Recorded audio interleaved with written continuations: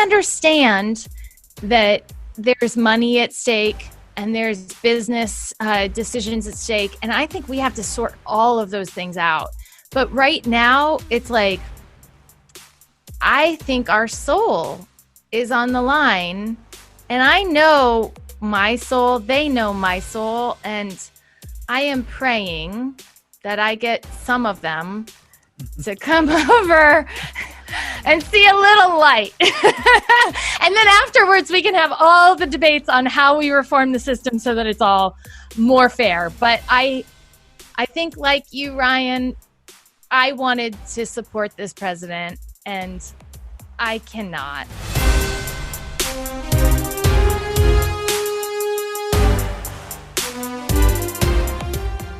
We were joined by Johanna Maska, and she has a political background, which, being completely candid, I was like, okay, what are we going to talk about in this one? Is this going to be a little bit boring, or is it going to be exciting because of the time? She was the director of press advance for President Obama in the White House. And honestly, just like a great personality, great perspective. We had some really thoughtful conversation about where politics is headed, why it's important to get involved, and also, you know, what the future looks like from her perspective. Plus, I can't tell you how many people I've met from Kansas that are Democrat. And it's sort of sad that we have to put someone in one camp or the other. But the fact is, Johanna's whole family are Republicans, and she is the sole Democrat. And so you can imagine the tension at the old family reunion. We actually talk a little bit about that in this episode. Yeah, she's currently the CEO of Global Situation Room. So she's gone out. She's an entrepreneur. Obviously, has a lot of courage to go against the family grain and find her own path, her own voice. And it was just really interesting just to hear and understand the perspective of the party system and the needs, and opening it up to a third party and the problems that we currently have in our governmental system, and how important it is to get involved and vote and have a voice.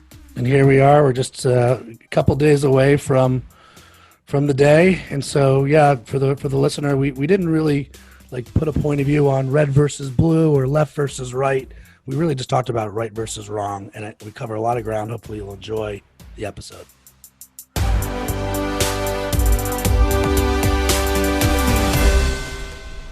Ryan, I'm pumped for today because we have, for the first time, a very different type of guest. We've had athletes and Olympians, and we've had Navy SEALs, and I think we probably have the bravest conversation that we've had of them all. We're going to talk politics today. Who's ready to talk politics? Oh, boy. Oh boy. We just lost like half our viewers. People just turned off the podcast. Not just politics. We're not going to talk just politics, but we have Johanna Maska. She's the CEO of Global Situation Room. If I get it wrong, Johanna, you just let me know. No problem. A public affairs firm with offices in LA and naturally DC. You were the director of press advance for Obama. That's right. And it makes me wonder, like, right now, DC seems to be the most Lando Calrissian place on the planet, because like 1 second it's red and the next second it's blue, and maybe that's the wrong conversation, but like, do you see that to be true for DC right now? Yeah. And I think it's not just DC, and that's what concerns me, is that people, right now it feels really polarized, and it's hard for me. Both Ryans, I worked with President Obama, so I've been a Democrat as long as I could be registered to vote. But my whole family are conservatives, bedrock conservatives, from Wichita, Kansas, and Galesburg, Illinois, and so like all of these issues come up at every family gathering, and I love my family so much. They're the reason I have my values, and so it's really hard to see people think that we're so far apart when I think we're a lot closer together than our politics sometimes would make us believe. Yeah, I must admit I was confused. For those who are just listening, you can't see the color choice for today. So, I mean, you're rocking all red. I'm wearing red. It's a good color on camera, you Okay, know? good on camera color. So I was like, did she change her politics? Which is, it's unemotional. Honestly, you're here because I think we both value your honest take, and I really am curious on, do you feel like we are far apart, or I'm sensing like that you think we're not that far apart. Like, what's going on here? I really think that most of us want a shot for our kids, right? That we want our kids to have a chance at the American dream, and that we want the world to be a better place. And we may have different perspectives. I mean, I can fully appreciate that some people believe that government should take a back seat on some of the regulations, and that some of the private sector can, regulate itself. And you can have those debates with people, right? But right now, what's really hard is when you get in a conversation with someone and they bring up something that just is not based on fact, something like, Obama spied on us, or something like, Pizzagate, and you're going, whoa, whoa, whoa, whoa, whoa, whoa, whoa, whoa, whoa. And, we've seen it right on both sides, where you've got a movement that says, you want to defund the police, and we're going to riot in the streets if we don't have Supreme Court justice that we want. And then on the other side, we need to take our guns to rallies with kids. And it's like, what is happening to our communities? Because I don't know about you guys, but I've got my son in our public school, and I have friends on the other side of the aisle.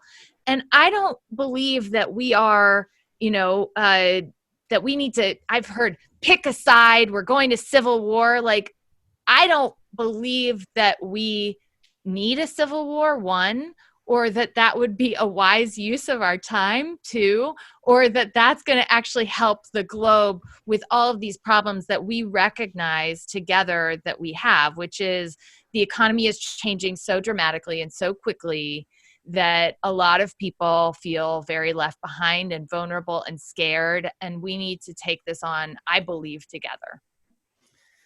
I mean, so much has changed, right? So rapidly. And I'm curious, if we went back in your history a little bit, what got you excited or interested in politics to start? I mean, it sounds like you kind of went maybe a different path, quite opposite of where your family is and where they were raised, or how you were raised. So I'm just curious, how did that all start for you? Yeah, my family, actually, I say all the time, I got my values from my family. They're very hardworking Midwesterners. My dad is a small business owner. He has a brewery in Keokuk, Iowa. I began, getting involved in politics in high school, and was very motivated to, learn kind of how our government is involved in all of these different conversations. And when I started looking at the landscape of the parties, I decided to register as a Democrat. And my dad said, "Get out of my room. I can't believe this. How did I raise a Democrat?" And I was saying, "Dad, I believe in, everybody having a right to opportunity. I had gone to a public school, and I believed that our public schools needed to be fantastic resources to give us all the ability to become the best version of ourselves." It's interesting because my family has kind of watched me going, what is she doing now, right? I went to the University of Kansas, and I did a big voter registration drive. I got invited to dinner with Gloria Steinem. My mom was there. It was my 21st birthday. I brought her with. We had drinks with Gloria Steinem, and I talked to her about, her history in, what she's fought for women and equal rights, right? And I decided to pursue that path and got involved in politics. Started working with Kathleen Sebelius in Kansas, who's a Democrat in a very Republican state. So I often compare it to California, actually, because it's kind of like you have moderates and conservatives, and the occasional Democrat gets elected. And kind of like here in California, you have moderates and liberals, and occasionally you have, the Republican like Schwarzenegger who gets elected. So that's the Democrat I was working for in Kansas before moving to Iowa with my husband, and then getting involved in the Obama campaign at the very beginning of Iowa. What appealed to me so much about President Obama was he talked about, we're not just red states or blue states, we're the United States of America. And that's the person who I worked with and for the next 8 years. I traveled with him to 42 countries, to more without. And I truly believe that our opportunity as Americans is when we come together and embrace our diversity and really, work with our diaspora communities to solve global problems, we will maintain our economic dominance and our thought leadership across the world in perpetuity. But right now, we've been fighting so much against one another that we're not there. And so it's just really challenging, because when I was in the White House, I had my son while I was running NATO and the G8 summit, and I was in Afghanistan 7 weeks after I delivered him for the live address to the nation on the anniversary of Osama bin Laden's death. It was a really important event, and I was needed. So I was there. And when I left, he was 3. And I thought, I'm done, right? I don't want to be involved. I just want to move to California, and I want to get involved in, something else that I care about. So I moved out here actually at the time for the LA Times, when some philanthropists were looking at trying to save journalism. And it turned out journalism didn't want to be saved yet. So they turned down the bid to buy it. And I got out to this incredible entrepreneurial state and got involved in entrepreneurism myself. And so now that's, I guess, where we find each other is I've been looking at the state of affairs, and it's just so toxic and so divisive and so negative that for the first time in a long time, I said, you know what, I want to have a voice out there, because enough is enough. And with 2 other extraordinary women I worked with, Darian Page, who's an Iraq war vet, who was our director of military outreach, and Alejandra Campoverde, who was our deputy director of Hispanic outreach, we came together to try to have a different kind of political conversation with Pod as a Woman. And that's how we reconnected. So, yeah, I can't help but wonder the sad reality of this new normal. And I don't mean the pandemic. To me, the new normal on this conversation is the minute you say you work for Obama, people stop paying attention. Some people stop paying attention to you. Yeah. Right. And on the other side, someone says they work for Trump, you instantly stop paying attention to that person, and we shut off. And I don't know who wants that, other than you talk about the civil war.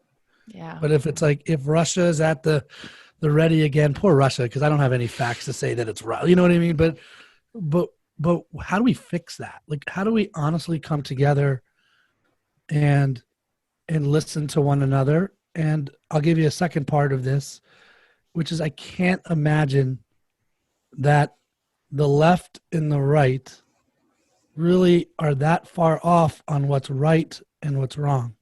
You're right.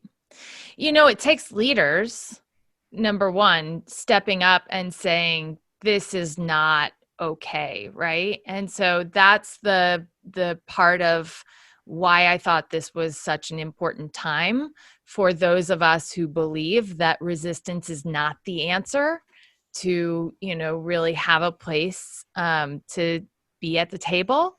I watched the Democrats essentially learn from the Republicans. And, that's from my experience, right? Because I came into Washington with President Obama, and I had all these hopes of Republicans working with Democrats. And of course, I saw resistance in the Republican Party, because essentially, at the beginning of the administration, they said, we're not going to let President Obama pass anything. Well, now that I have friends on both sides of the aisle who've been there a very long time, they tell me that, well, it was before, right? You had Clinton and Gingrich, you had, all of these debates have gone on and gone on. And I think there's something about like that toxicity, that division has actually been allowed to fuel itself, like even with the pundits who leave and get shows, right? It's like Crossfire, for example, when they were yelling at each other. It's not looking at where we do agree. And I think social media has only further divided us because we're only seeing what's in our own feed. And so subsequently, we believe we're right all the time.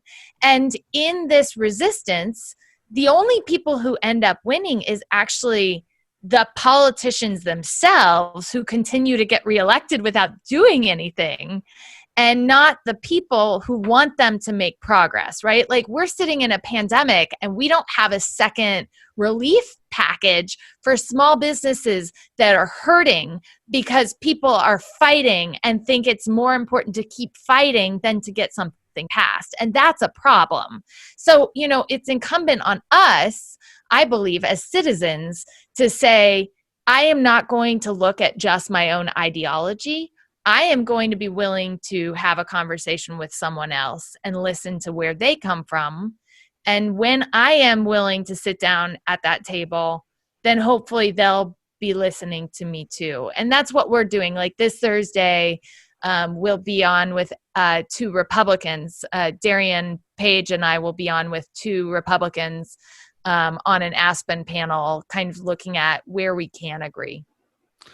Why is there only two sides? I mean, I know that I agree with you. Why do we not have a third party, right? Like, well, my buddy's a libertarian, and we have this conversation. It's like, and he goes back and forth too. So your family's not the only one that doesn't know yet which way they're voting. But he's like, or we're like, is it a wasted vote, or is it not a wasted vote to vote for the Libertarian Party right now? And he goes back and forth. It's not a wasted vote because it might be a long game, but clearly the system that we have right now isn't working. So even, what's your like? How do we even get to a third party? And I'm sure that red and blue are not interested in a third party, correct? Yeah, but I have never heard a president of the United States, even in the divisive state of politics, I have never heard a president of the United States stand up at the presidential podium and talk about blue states as if they don't matter and as if they're not, part of the United States of America. So I think we need to get back to basics before we explore, what could we do so that the parties don't have this much power. And that has to do with money in politics. And it is like, that is something that I would love to see Americans take on, is this, the amount of money that the parties are able to raise, really makes it so that a third party is very unlikely. There's a lot of reforms actually that some people who were involved in the Obama orbit and then got a little disenfranchised have looked at, like whether it's ranked voting, so that you could, instead of just putting, the Democrat or the Republican, you could put the Libertarian, and then, if you decide the Democrat or then you decide the Republican, you could do ranked voting, which would help us with our polarization. You can do something instead of it just being the Republican and the Democrat who are on the ticket, you have the people who got the most votes. So if it's two Republicans, that's, it would be two Republicans on the ballot. Or if it's two Democrats, it would be two Democrats on the ballot. And we, of course, have some of that in California. So there's a lot of reforms that we could actually push together to make it so that it's more fair. Because at the end of the day, what really frustrates me about politics, and, when you sign up to be involved in this orbit, you are going to get criticized, period. Like everything about you and your family is going to be scrutinized. And so what ends up happening is it's only those people who look themselves in the mirror who are like, oh my God, I'm so great, right? I have to have this platform, who end up, running for office on both sides. And then there are the people who are actually really good people. But to tell them apart, like a lot of times you don't know the people who are on the ballot. And so I think that a lot of us have to come forward and call out the BS on both sides of the aisle. And right now, for Donald Trump, to stand at a presidential podium and say, this is all blue states' fault, or Democrat mayors, in these cities that are fueling violence, that is inaccurate. And that is like a step too far. And I think we have to reset until before we can get back to some of those reforms. There's a lot of finger pointing going on for sure. And I think just like this tribal mentality, it's odd to see this divide going on. I'm curious, just, talking a little bit more about your background. You've seen a spectrum of experience. You went from Obama to the Times to starting your own company to hosting a podcast and creating content yourself and creating a voice for yourself, which takes courage to put yourself out there, especially in a category with your background, I would say, right? So I'm interested in how did you build confidence, to go out on your own and get to entrepreneurism? And has it been difficult? Has it been an easy ride? Have you learned a lot? What has it been like? Well, we just kind of started out by talking about being parents, right? And my parents are, I believe, the people who raised me to have the confidence to go out there and say, I'm going to try this even if I fail. And they've always been the people who are supportive enough to say, believe in yourself, right? And I found that is, the way that I got in the position I had with President Obama, because when I first started working for him, it was Barack Hussein Obama. Ha ha ha. There's no way he's going to be elected president. And I didn't care. I didn't actually care if he was elected president. I wanted to stand up and say I supported someone who believed that there's not blue states or red states, right? And it's only in taking those risks that we can have the rewards. I think that entrepreneurism is America's superpower. And I know you guys, also have put yourself out there and have been in this world. And, that's what frustrates me right now, is that I think we're at a point in time where we may make it very difficult for our kids to go out and live their dreams if we're not careful. Like even the healthcare debate, for example. My family has had healthcare struggles through the pandemic, and my parents are on the Affordable Care Act. And so now it's really hit home for my mom, realizing that she could potentially not have coverage. And, I am fully believe the Affordable Care Act did not fix everything, and it's not affordable. In too many cases, it costs a lot of money. But in making it so that a corporation has to pay our kids, health insurance, I remember my mom's advice when I left college, and it was get a job with health insurance, right? And it's like, I heard that one. Yeah. And this is a real issue. Yes. And the problem with that is, okay, yes, we want our kids to have jobs, but we also want them to create their own jobs. We want them to go out there and to build the next versions of all of the companies that we can have all of our kids working for. If they've got a good idea, they should be able to go out there, and we should have some level of safety net in which they're able to do it without literally risking life or death. I was literally having this conversation with Berman maybe 2 weeks ago, right? I have a newborn.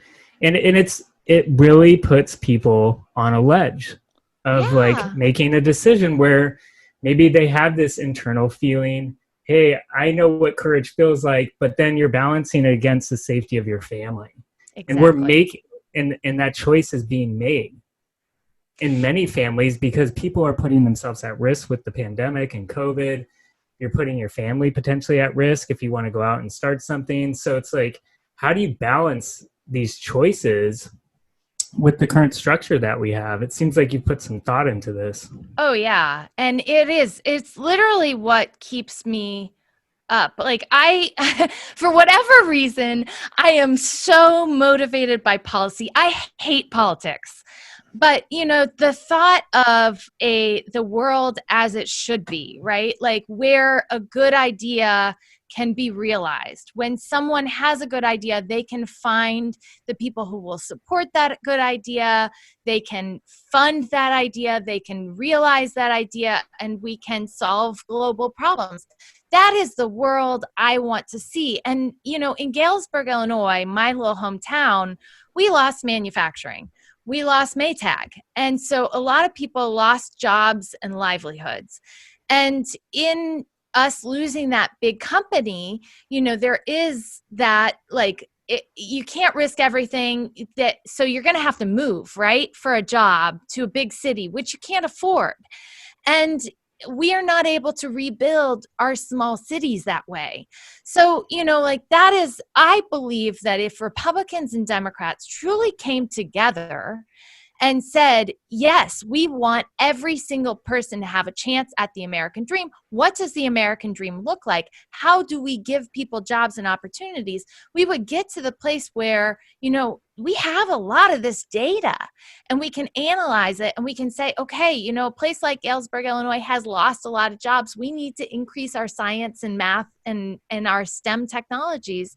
Our kids in Galesburg have a massive stadium, and we don't have nearly the computer labs we should. Shouldn't we be investing in that technology education there? And then shouldn't we be funding some of their companies so that they can start them right there in Galesburg, Illinois? Shouldn't community college be free for every single person who has an idea and wants to learn the trade skills that they need? And shouldn't they have access to some sort of funding that isn't just available to the privileged? And I actually think that most of us agree at some of those. We have different ways of getting at it sometimes. Some people think that, well, we have to have more government involvement so that there's more transparency. Some people think the private sector needs to work this out because they can get it done more quickly. And there's probably a little bit of truth to both. So why can't we just work this out? And right now, because we don't have a politics in which we judge our leaders based on their leadership, but rather by their party, we vote for whoever it is who fits our lens of ideology, and we're not actually looking at what new ideas are they bringing to the equation. Yeah, I think being a, let's call a spade on my side. Like I'm a marketer. You're in politics. There are similarities to what we do, right? So like I'm trying to rack my brain on is this simply, to market the country, it shouldn't be so foreign, but because we're not building empathy for both groups, right? You can't step into the shoes of someone that you're not interacting with. And as you perfectly stated, your social media feed is serving up all the things that the algorithm is telling you that you should see to sort of validate your idea, right? Your version of the truth. Now, to be vulnerable and share my perspective on politics, like I'm not like left wing and I'm not right wing. I'm center wing. Like I want to start center wing because I really do feel that and I don't think I'm alone on this, that my belief matters of what I think is right or wrong. But I also liked the idea of the country being run like a business. And I got to admit, when Trump won, and again, I'm 3,000 miles away in San Diego from DC. My first thought, my wife was like, just like beside herself. I'm like, well, give him a chance. Like, I'm trying to be a positive person. And it was the first time ever that I did think about the two B's, belief and business. Okay, I know where I'm voting, but it's sad that like, how do we help people sort of see it from somebody else's perspective? And then this concept of change, which is what courage is all about, the need for change. When something changes against your perspective or you're worried about that change, all you can think about is the fear of the change, of someone affecting your bottom line or something being given out that's so against your belief system. And then I go back, is it really against your belief system? Yeah, I think we have to evolve, right? I mean, I think there's so much there in the sense of I did the same when President Trump was elected. Because I had worked at a White House, I said, I will never root against a president in the United States. And I did a podcast, actually. It was like Millennials Don't Suck. And you can look it up. I said, I'm going to root for this president. And at the time, it was like, what? And it was like, I don't want to root against the president of the United States. I fear that this president has really taken the polarization that existed already in our feeds and has really pushed on the gas, right? And that is scary to me because then you do get those ideologies that are so divided that people think, oh my God, if this person doesn't win, then, there's going to be burning and looting and rioting in the streets. And it's like, when you say that, when you are a leader, you have the power to create that. And that is not the kind of leadership that I want. And so I think actually when we look at brands, very similarly, now we do a lot because we're public affairs and we do a lot in terms of, any brand is now living in this very divided and polarized world in which, people have real fears. But I think that brands get in business initially because they're solving a problem, right, for people. They have a solution that they're trying to market to people. And I think if we step back and instead of making someone else into the enemy, talk about the solutions that we have, we can find more agreement.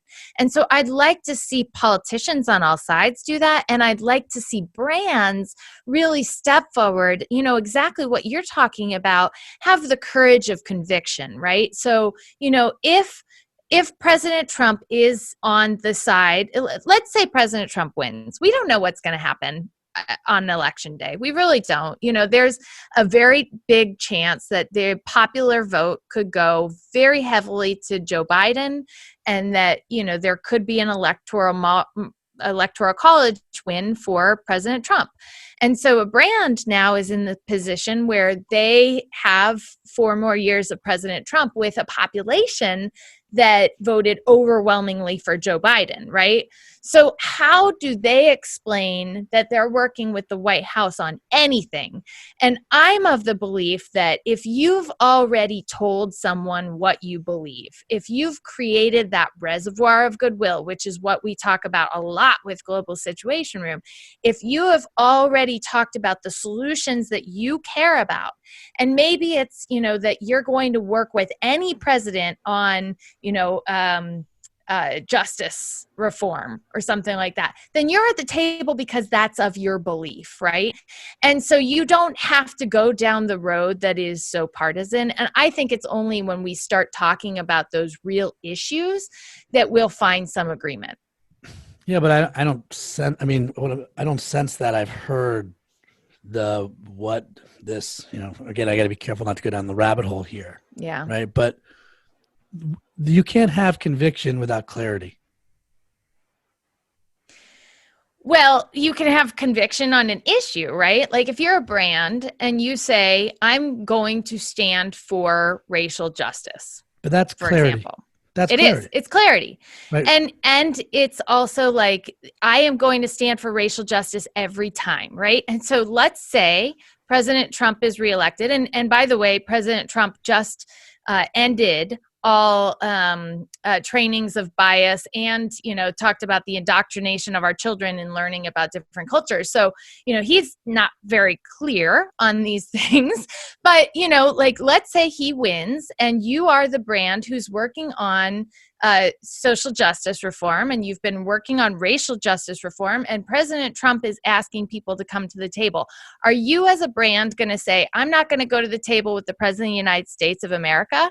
Or are you going to go to the table of the President of the United States of America and try to stand up for racial justice and try to get that President of the United States to hear what you have to say? I'm of the belief that you should be there at the table always with those who have power. And that when we cede that power, well, then we're in trouble. Yeah, again, I just think It feels like my old days marketing telecommunication ads where it was on purpose confusing. It was on purpose, like the two big. This is I'm dating myself. I get it, but like I come from MCI and AT&T, and no one could tell the difference between the two. It was completely confusing. Therefore, you do nothing. And I'm not saying blue and red, and they're both confusing, and therefore you do nothing. But I do find that I wish there was something else. I can't imagine I'm alone. Um, and so then it's like I'm voting for the lesser of the evils. I've heard that quite a bit. And it's just disappointing because go back to what you said. Like I want my kids to live a courageous life. I think the American dream, that's why all of us have started companies ourselves. It shouldn't be started a company asterisk with healthcare, right? Yeah. Um, and just to pivot, this is a tough week in the country. We lost a giant in Ruth Bader Ginsburg. First of all, talk to me about your take on that. How are you holding up? And then what are the ramifications for the country? Yeah. Well, and let's talk about Ruth Bader Ginsburg as a person, right? She's a woman who, to get gender equality, fought for men's gender equality, for men's equality, as much as for women's equality. And she's a person who was friends with Justice Scalia, who was on the complete other side of the aisle from her. She is a person who showed moral conviction and clarity in everything that she did. And even in her dissent opinions, showed why she had that opinion.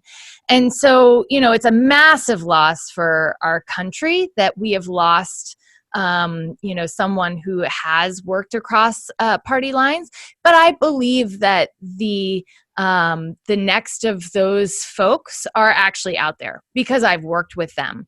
And I don't think that we're giving them enough oxygen and enough fuel. So, when you say it's sometimes frustrating, right? Because all Democrats and all Republicans are all the same. I've worked with some heinous Democrats and some heinous Republicans. And I've worked with some wonderful Democrats and some wonderful Republicans. And they're not all the same, right? It's just like, like a little league coach or there are some people out there who you're like, oh my God, right? I don't want my kid learning these lessons. No. So, very similarly, we have to engage in our democracy. And I believe that that happens on a very local level. So for any business, I actually think that, public affairs doesn't start with hiring a lobbyist in DC. Public affairs starts by engaging your communities on issues that matter within wherever you are based. And then, really having the conviction of this is what we stand for and this is what we want to be involved in, that actually grows from there. And I said on a global call, even the global dynamics at play, they are real risk factors for being able to solve global problems, right? So whether it's a company that's doing business with China right now, China and the US's relationship is going to be in flux no matter who wins this next election. And it has to do with COVID. It has to do with trade. It has to do with climate. It has to do with a lot of different factors. And so if you're engaging in those discussions, you better have a lot of goodwill at home and explain, why are you manufacturing things in China, right? Why are you buying things from China? Why are you I think that it is actually really important to have these discussions and to not gloss over these issues that do matter to people on the right and the left. And so, when you talk about politics as if it's just these people in DC who are going to tell us what to do, it can get really frustrating really quickly. But if you look at it as, I am a member of a democracy. I am a member of, my community, and I need to get involved in what my city council is doing, what my school board's doing, and what my, legislature is doing. I think it becomes a little less difficult. And then when you start meeting the people, who's good and who's not good, right? Who's actually being courageous and who's just the facade. I think you hit on it a couple times. talking about community and yes, we're, working from home We have and a having a special guest, cattail. everybody. Who has something to say? My cat. What's your cat's name? This is Gloria. She's the old girl who's moved with us from Kansas to Iowa to DC to California. Yeah, you're in her space. She was named after Gloria Steinem, who was a cat girl. So we've only been at this a few hundred years, right? Like, I mean, that's not that long in human existence. No. And I keep thinking about like, what is going on with our community right now? And, when you're talking about solving big issues, you're talking about starting small, starting with your community. But I mean, even thinking back to, when Obama was in presidency, so much has changed so rapidly. Yeah. What do you think's going on with our community right now? Because I do want to get back to, just this experience that we're going through right now, and the effect that it's had on the community.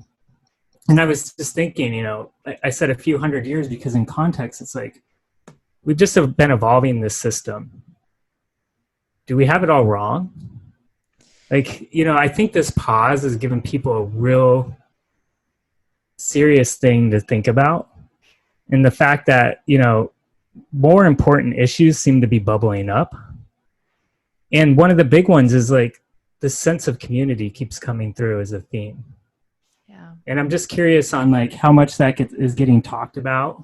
It seems like there's a renewed interest in politics, and there's obviously a lot more means to communicate. But that doesn't mean that the community is better or closer. It just means that there's an influx of information.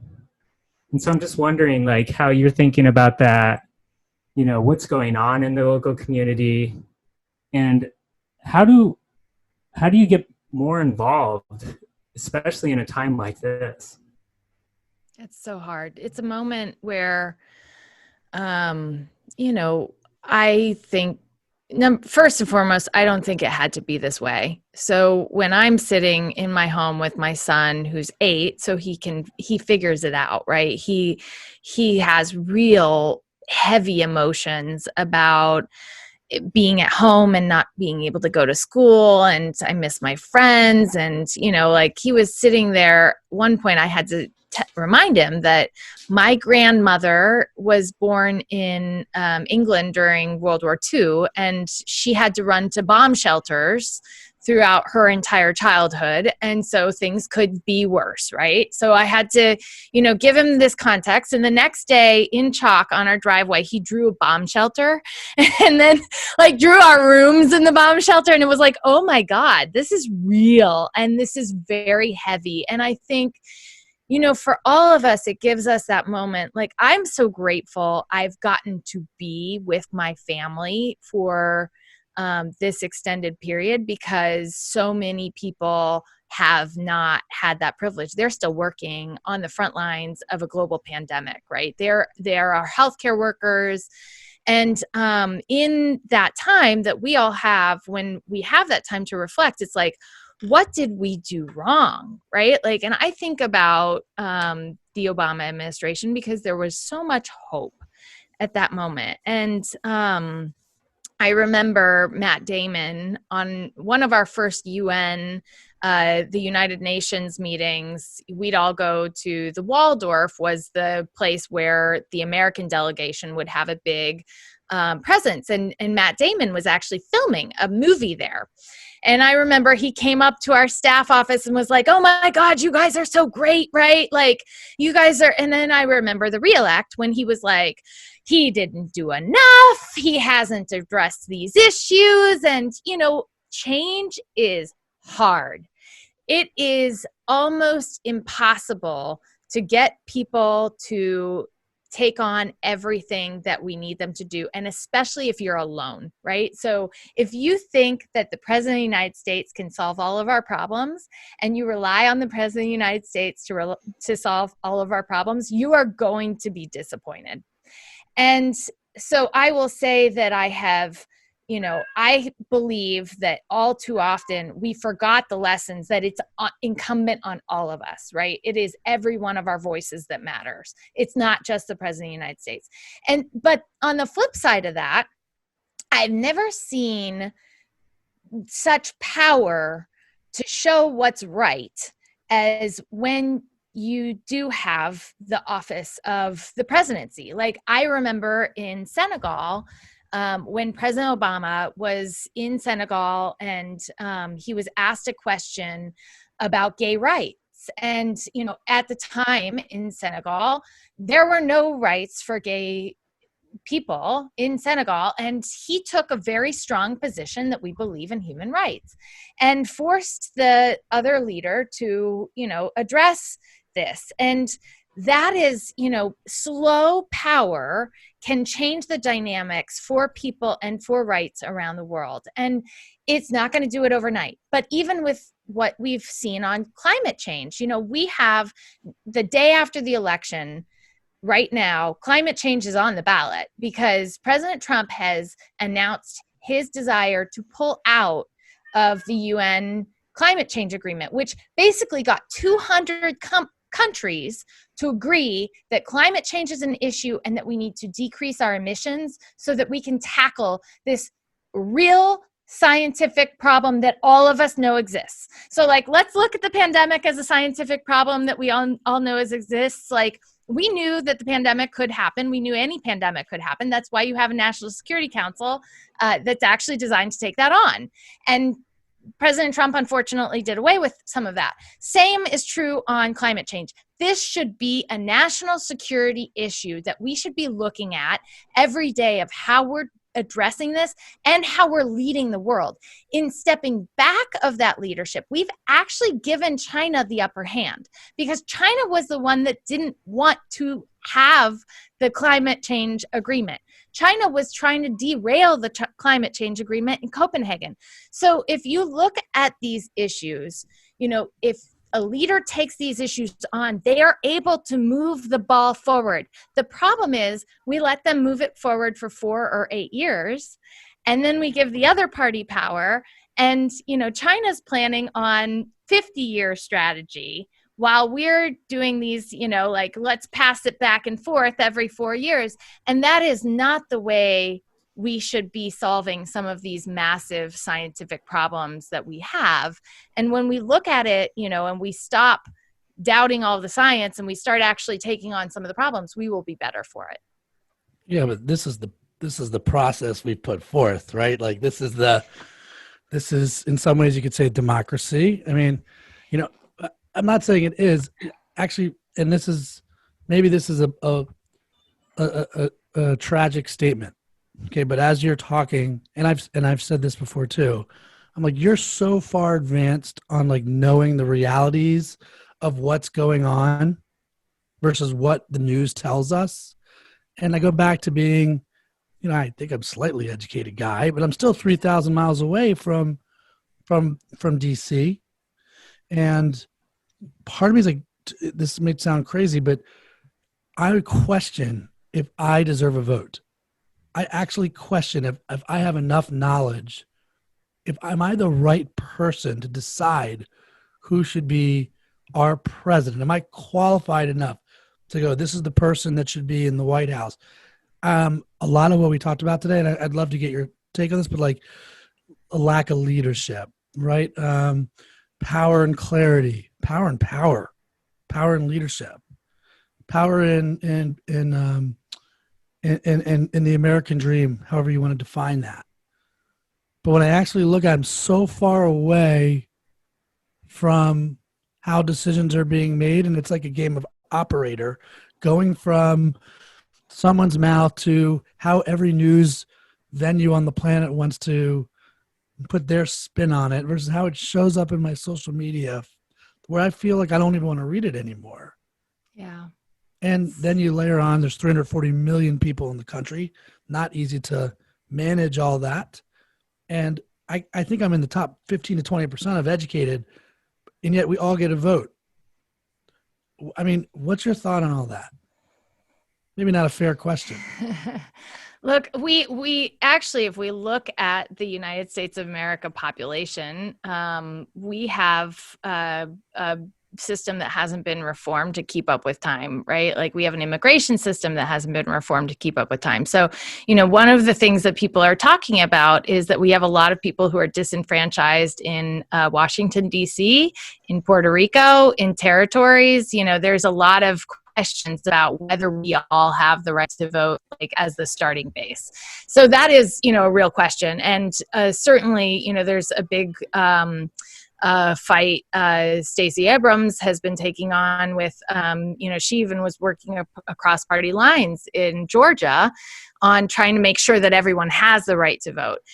I am of the belief, my grandfather, fought in World War II. And I am of the belief that if I do not do everything that I can to be educated on the issues and the people who are up for election, then shame on me. And I think that, we need to do a better job of making sure that it is part of our education system, and that, kids realize that in, these extraordinary privileges that we have in being American, in living in America with the right to vote, with those great responsibilities, with this great power comes great responsibilities. And those responsibilities are, getting ourselves into a position where we have all the information. And so, I go outside of my bubble of information to try to test myself. So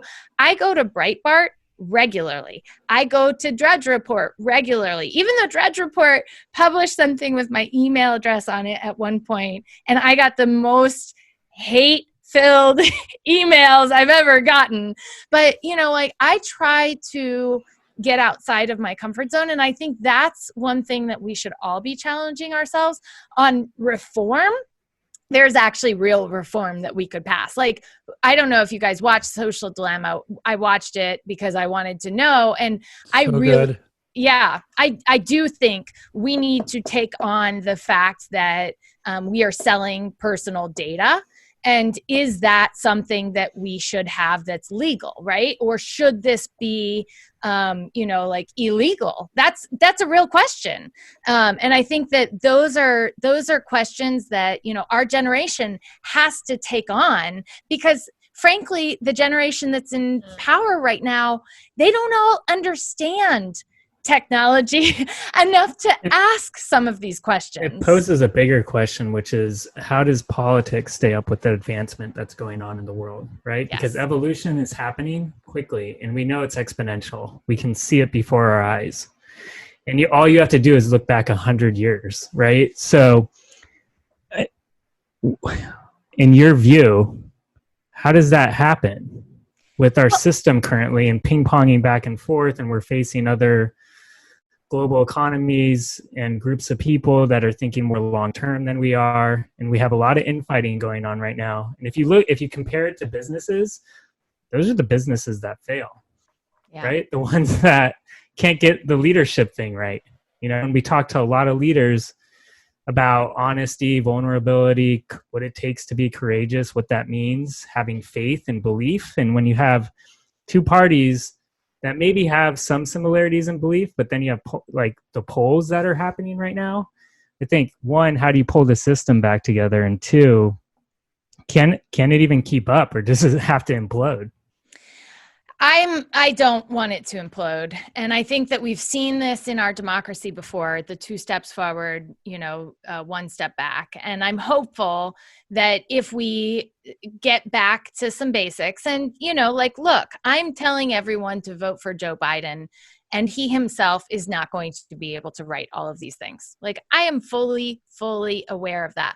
But I'm saying vote for Joe Biden so that we get people who are willing to work with the other party in power, so that we can actually get back to basics. And to that extent, actually, like, I really liked seeing Andrew Yang emerge on the scene, because I thought he was talking about some of these issues that, you know, some of us who are of a different generation than some of the leaders right now have been talking about. And, you know, the more oxygen, so this is what I always say, and I think it's the same for brands, but really to win any campaign, you need money and you need oxygen, right?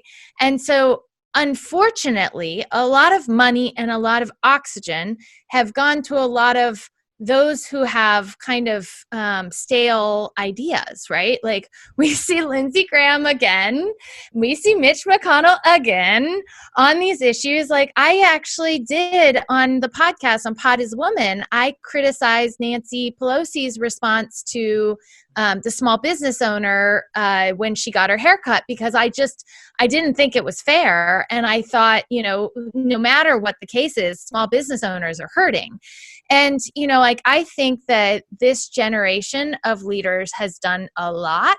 They've been there a long time, and it's time for new leaders. And so for those new leaders, what I'm trying to do is get more oxygen to them, and then eventually, you know, like money and power so that they can be part of the solution. And I think we're seeing that, you know, like in the brands that evolve, they know they have to stay nimble, right? So we know that we have to stay nimble in politics too. And my hope is that with this reset, we could actually like reset the whole system. Like I said I was going to monitor, you know, blockchain voting because I'm curious what it could be. And I want to see a voting system in which you're not just going in and seeing Republican and Democrat, but instead seeing people's votes on issues. Like not just, you know, they agree with me on this, but what did they actually do for small business owners? And I think a lot of that has been hard to find for too long. And we have the technology tools that we could make it much easier. Amen on next generation leaders. That works for us. I mean, sometimes that's what it takes, right? As we close, let's imagine that there wasn't a social distancing issue and you could hop a plane back to Kansas for that family reunion just 2 days before the election. So talk to me about the conversation. Let's try to wrap it in a swift minute, but you've got the family there. Yeah. What do they say? Not just your dad. Who's voting for who and why? Oh, I mean, I have a lot of family members who may vote for Trump yet. And I'm saying to them now, and I'll say to them then, this isn't American. It's not your values. Like, I know my family, and they would never stand up on a stage and say people are, you know, drug addicts, that they're pedophiles.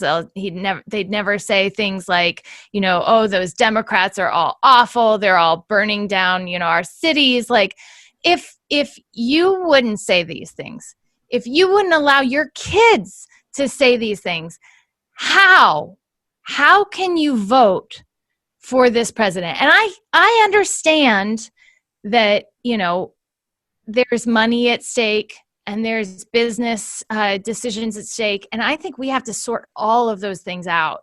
But right now, it's like, I think our soul is on the line. And I know my soul, they know my soul. And I am praying that I get some of them to come over and see a little light. And then afterwards, we can have all the debates on how we reform the system so that it's all more fair. But I think, like you, Ryan, I wanted to support this president, and I cannot. And I hope that they agree with me on that. We're going to find out soon enough. And, you know, I'm all for hope and really grateful to have you on the show today. And we'll see what happens on November 3rd. Here we go. Absolutely. Or after November 3rd. We'll stay tuned, but do tune into us at Pod is a Woman. And I am definitely going to be tuning into you guys. Really excited for all you're doing. Congrats on the new show. Yeah, we got to take a listen. Have you had any men on the pod? Not yet. We are actually, taking those folks who are writing us, and we're thinking about it. We had a couple pods actually that we just wanted to do just us girls. So we're going to start having some guests on again soon, but it's been a lot of fun. Keep rolling. Take care. Absolutely. Next week on the Courageous Podcast, we're joined by keynote speaker Jay Baer. If you enjoyed the episode, please give us 5 stars, subscribe, and leave us a comment.